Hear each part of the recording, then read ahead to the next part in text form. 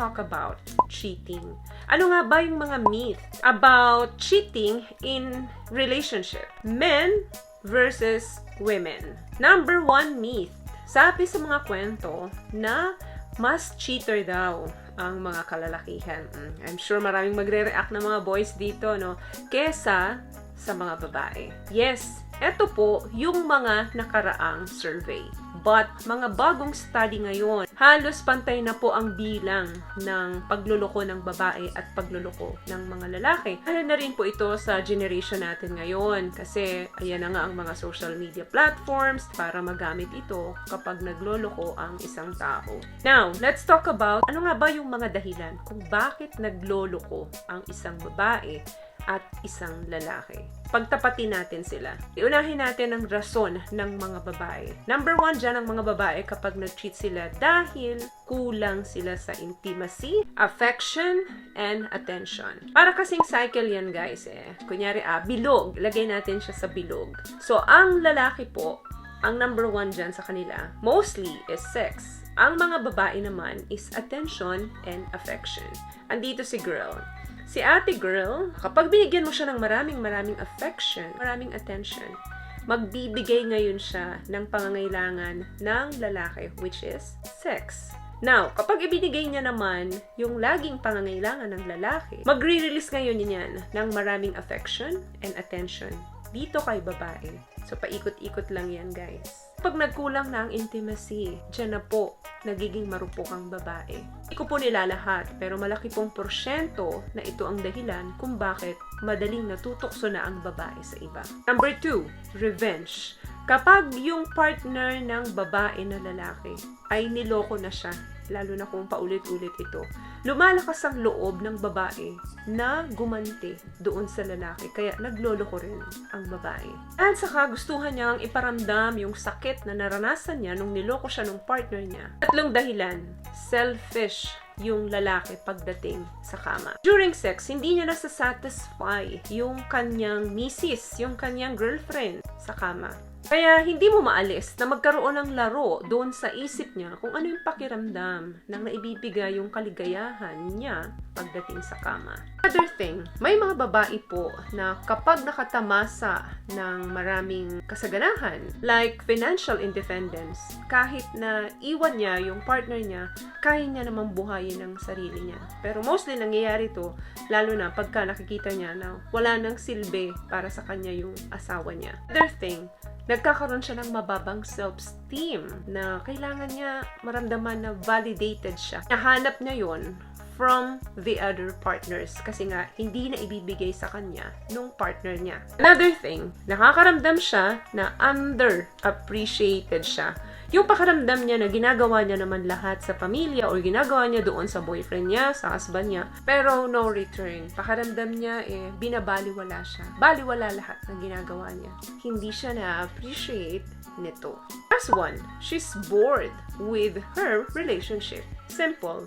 Medyo paulit-ulit na lang yung nangyayari sa kanila pagdating sa samahan nila, pagdating sa kama, parang nawala yung excitement sa kanya.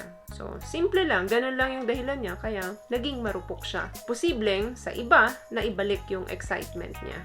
Cheating myth number 2. Sabi nila, kapag ang lalaki daw ay nag-cheat, hindi niya na talaga mahal ang partner niya. Kung mahal niya ako, bakit niya ako niloko? Ganyan ang unang papasok sa isip ng babae. Hindi ka makapaniwala na kaya palang gawin ng asawa mo sa'yo yan, lalo na kung matagal na yung relasyon nyo. After several years na akala mo faithful siya, hindi pala. Para sa akin, totoo yun, na hindi ka kayang lokohin ng isang lalaki kung talagang totoong mahal ka niya.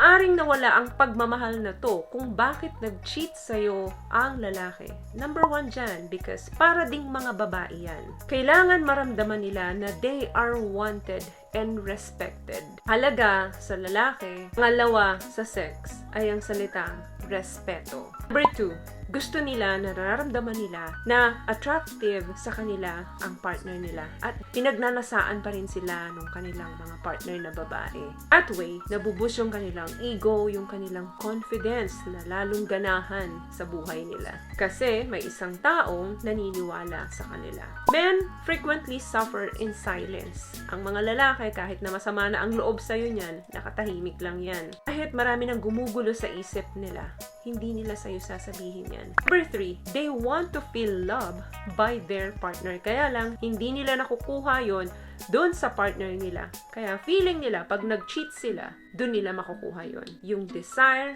yung attraction, yung excitement, nandoon na naman sa bago. Kaya nga, kahit na may pagmamahal pa sila doon sa partner nilang babae at doon sa mga anak nila, nire-risk nila yun para lang ma-meet nila yung needs nila through cheating.